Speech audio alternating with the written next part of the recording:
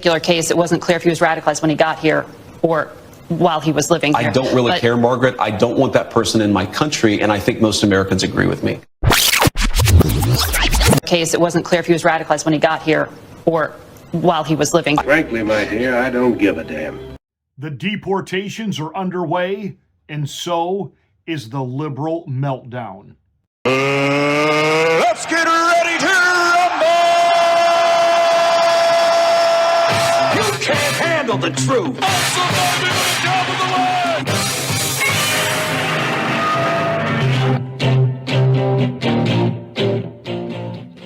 Hi, I'm Pastor Marty. Thank you so much for watching the Afternoon Drive. Please make sure that you are subscribed to the channel, and once you are, smack the bell, click the word all. That will give you notification of my rants, my ravings, my undeniably flawless reasonings. Please like and share this video.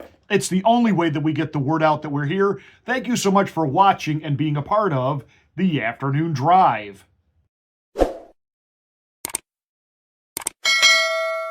The grooming and preparation of J.D. Vance to go from being vice president to president is underway, and it is very apparent that J.D. Vance is going to play a much different role in Trump 2.0 than Mike Pence ever did in Trump's first term. Again, you know how I feel about Mike Pence. You know exactly what I think of Mike Pence.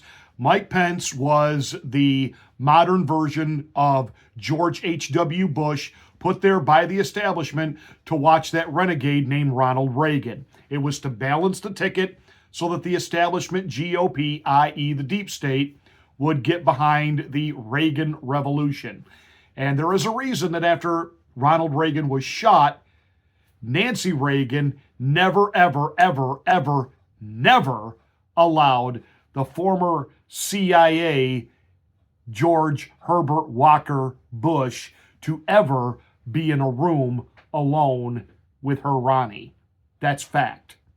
That said, Mike Pence, this quiet little Boy Scout who pretends to be a Christian, the enemy within, a vermin trader to the max, was there to be the establishment, make Trump somewhat palatable to the establishment GOP. We know what he did. That's not what Trump is doing this time around. He hasn't surrounded himself with people that are going to try to influence him to moderate. He is surrounding himself with people who are there to carry out the MAGA agenda, make America great again.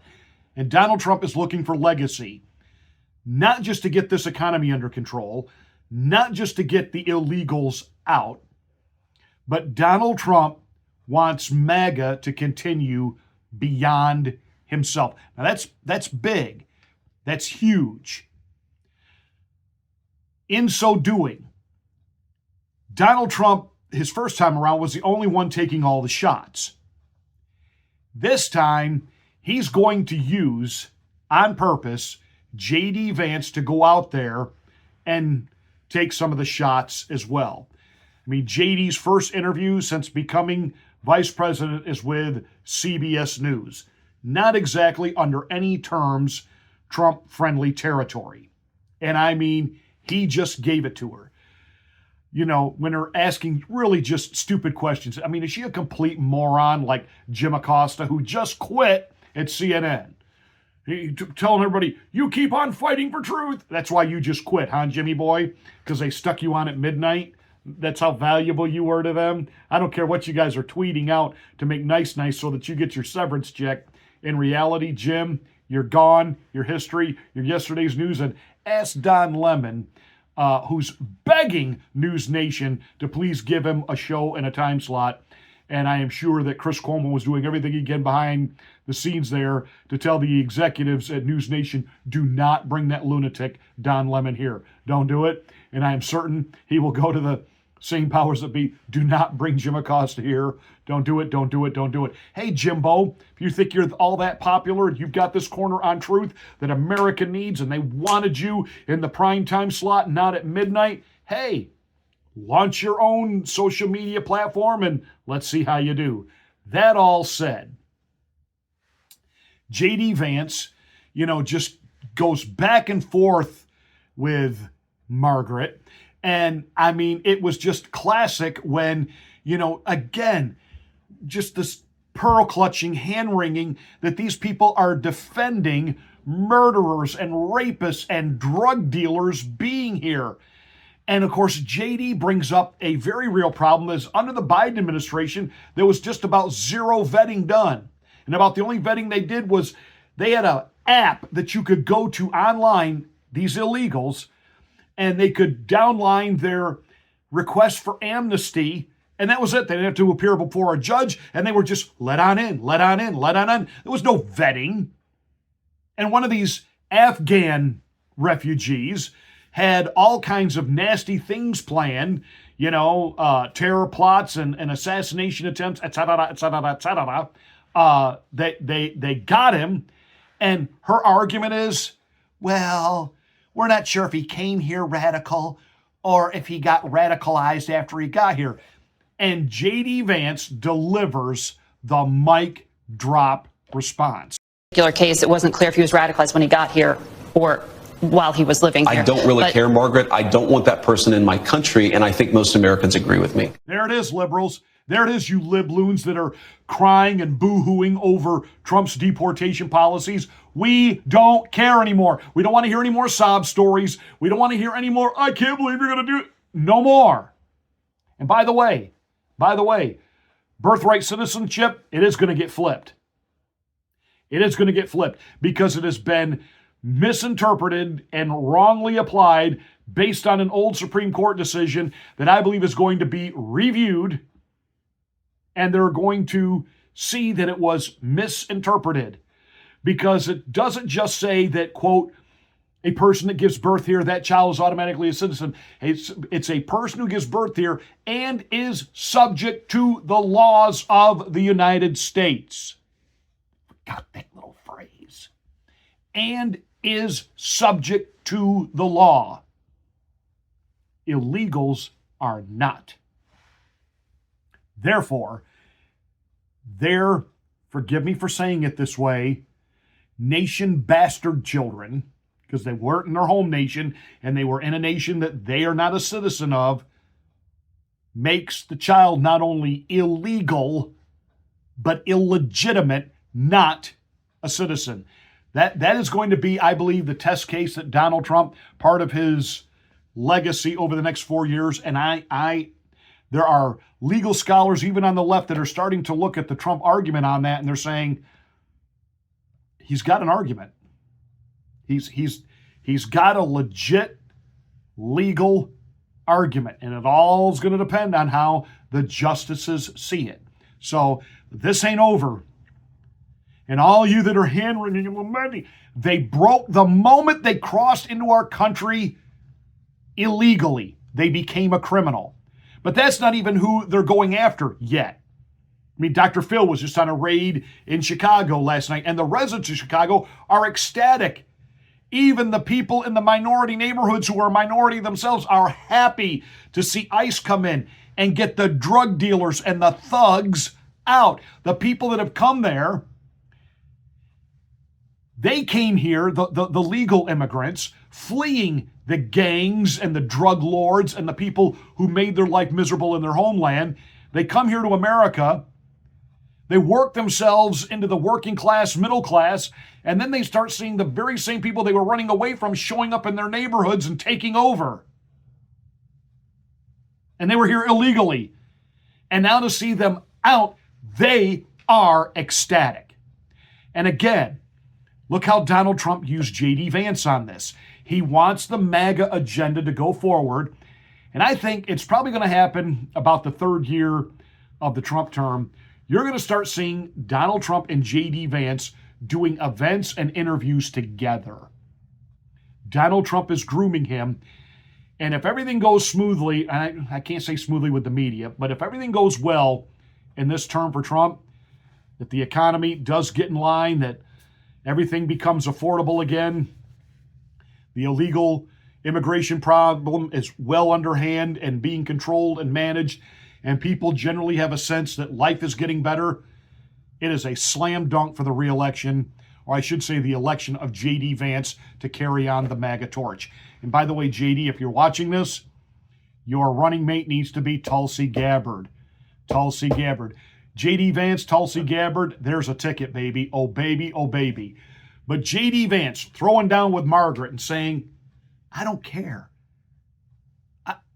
They're not supposed to be here at all. This is like when he was on with, what's her name, Martha Rats. And you know, he was talking about the Haitian gangs taking over a community. He said, oh, it's only a few apartment complexes. Not her apartment complex. Oh, that's right. She lives in a gated community. They shouldn't be controlling one apartment complex, let alone multiple complex. I mean, just the flippancy, this erudite elite mindset that these media people have. Let them have cake. Oh, it's okay. It doesn't affect me in my life. You know, and Martha Rats is probably one of those people that when she shows up, you know, at the studio, if somebody is parking in her designated parking space, she probably just immediately calls security and has a tow truck come and haul the car away. You know, she's not going to be inconvenienced anyway, but you can live in an apartment complex where a Haitian gang member sticks a gun in your face and says, fork over the rent money. But that's the insane world we live in. And now you got Margaret there lamenting that people are actually being deported, just like Trump said he was going to do. And then, of course, there's Selena Gomez. My people are getting attacked. The children. I don't understand. I'm so sorry. I wish I could do something, but I can't. I don't know what to do. I don't know what to do. Check yourself into a mental facility because apparently you need psychiatric help. If you really are the kind of person that is going to cry and fall apart because right now all that's being deported are murderers and rapists and actual violent criminals, and you're going to take your cell phone and look into it and cry, oh, I don't know what to do. It's got me so scared. You're not mentally right. You're beyond libloon. You're like delusionally, criminally gone. And you pose a threat to the rest of us and our security. So if you really want to know what to do, get help. And this lamenting over mothers and children. Do you see any mothers and children right there that are being, what am I missing? Well, new video shows deportation flights to Colombia are back underway. More than 200 deportees arrived today in the capital city of Bogota, where Colombia's president welcomed them, saying they're now free and in a country that loves them. It makes you wonder why he initially rejected U.S.-flown deportation flights just 2 days ago and only agreed to accept them after President Trump threatened a trade war. Gee, look at those dudes, man. They're all happy to be back in Colombia because in the back of their mind, they're thinking, we are going right back. The Presidente of Colombia, he going to give us what we need and get us back up to the border, and we're coming in. I know what I would like to authorize our military to do at the border. Unarmed or not, they are now invaders.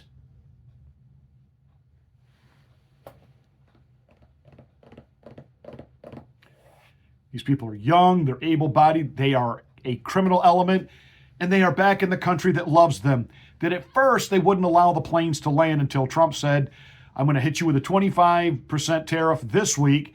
Then next week it's a 50% tariff, and we'll go from there. And I'm going to revoke all of your ambassadors' visas. I'm going to freeze all of your bank accounts, et cetera, et cetera, et cetera. And what could AOC say to all that? Our coffee's going to cost more in Colombia, and it's all Donald Trump's fault. This is the brain trust that is AOC. That dillweed twit. And I got other words I want to say, but I'm a pastor and I can't. So right on, President Trump making good. They're going back. By and large, the American people are really, they are behind this. Trump's poll numbers keep going up. This is what the American people want. You got Democrats like John Fetterman saying, Why would anybody want to keep criminals here? Why should we be paying for that? Let them go back to where they came from. Da-da-da-da-da-da! Yeah! But you got the pearl clutching in the media. They just haven't figured out why they got so killed in the last election cycle, and they are absolutely going to clutch to that, not even realizing that they are on the Titanic and the water has already reached the top deck and they are going down. Just ask Jim Acosta and CNN.